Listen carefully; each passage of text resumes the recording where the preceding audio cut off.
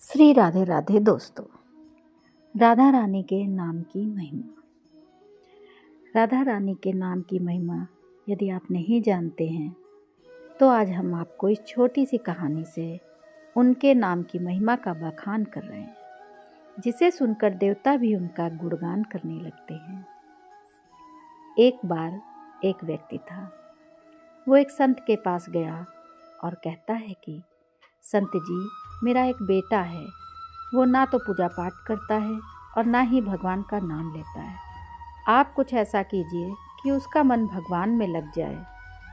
संत जी कहते हैं, ठीक है बेटा, एक दिन तू उसे मेरे पास लेकर आ जा। अगले दिन वो व्यक्ति अपने बेटे को लेकर संत जी के पास गया।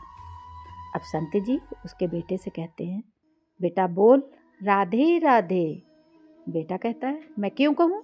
संत जी कहते हैं, बेटा बोल राधे राधे।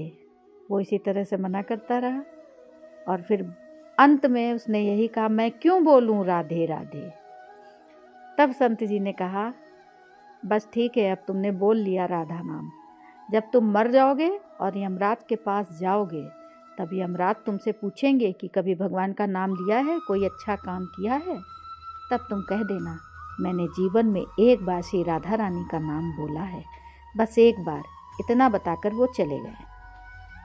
समय व्यतीत हुआ और एक दिन वो व्यक्ति मर गया। मर के यमराज जी के पास पहुंचा।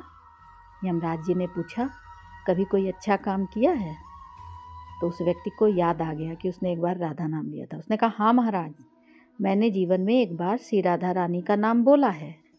आप उसकी महिमा बताइए। यमराज सोचने लगे कि एक बार नाम की महिमा क्या होगी, इसका तो मुझे भी नहीं पता। यमराज जी बोले, चलो इंद्र के पास चलते हैं, वो ही बताएंगे। तो वो व्यक्ति बोला, मैं ऐसे नहीं जाऊंगा, पहले पालकी लेकर आओ, उसमें बैठ कर जाऊंगा। यमराज ने सोचा ये बड़ी मुसीबत है, फिर भी पालकी मंगवाई और उसे बैठाया। 4 कहार आए पालकी उठाने के लिए। तब वह व्यक्ति बोला, यमराज जी, सबसे आगे वाले कहार को हटा दीजिए, उसकी जगह पर आप लग जाइए। अब यमराज जी ने ऐसा ही किया। फिर सब मिलकर इंद्र के पास पहुँचे और बोले कि एक बार श्री राधा रानी के नाम लेने की क्या महिमा है? तो इंद्र बोले, महिमा तो बहुत है, पर क्या है ये मुझे भी नहीं मालूम। फिर इंद्र बोले, मुझे तो नहीं पता, चलो ब्रह्मा जी के पास चलते हैं, वो ही बताएंगे। तब वो व्यक्ति बोला, इंद्र जी ऐसा करिए, दूसरे कहार को हटा दीजिए और यमराज जी के साथ मेरी पालकी आप उठाइए।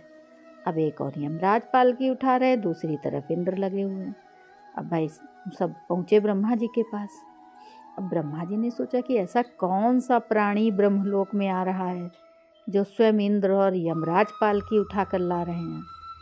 ब्रह्मा के पास पहुँचे सभी लोग, तो सभी ने पूछा, एक बार श्री राधा रानी के नाम लेने की महिमा क्या है?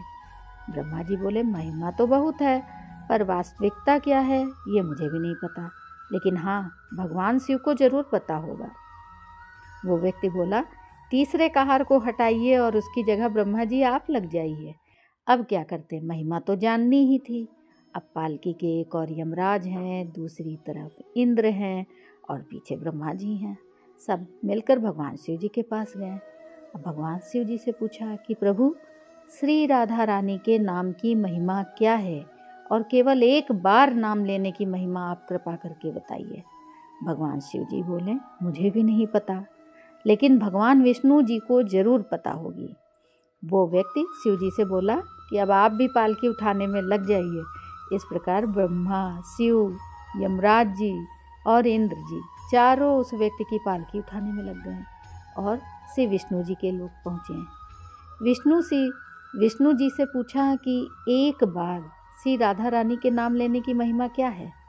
विष्णु जी बोले, अरे, जिसकी पालकी को स्वयं मृत्यु के राजा यमराज, स्वर्ग का राजा इंद्र, ब्रह्मलोक के राजा ब्रह्मा और साक्षात भगवान शिव जी उठा रहे हों, इससे बड़ी महिमा क्या होगी? जब सिर्फ एक बार श्री राधा रानी का नाम लेने के कारण आपने इसको पालकी में उठा ही लिया है, तो अब तो ये मेरी गोद में बैठने का अधिकारी हो गया है।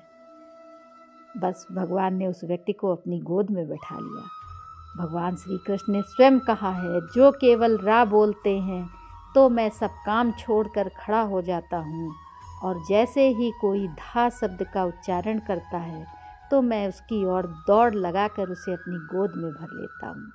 तो ये है हमारी राधा रानी की नाम की महिमा। एक बार नाम लेने से ब्रह्मा शिव जी, यमराज जी, इंद्र जी पालकी में उठा लेते हैं और स्वयं विष्णु भगवान उसे अपनी गोद में बिठा लेते हैं। तो सोचिए 100 बार राधा जी का नाम लेने से क्या फल मिलता है। अब इसी के साथ बोलिए राधा राधा राधा। जय श्री राधे रानी की जय हो। श्री राधे रानी आप सभी पर कृपा बरसाए रखें। आप मेरी इस कहानी को सुनकर कमेंट में ज़रूर बताइएगा आपको ये कहानी कैसी लगी, और मेरे चैनल को सब्सक्राइब ज़रूर करिएगा।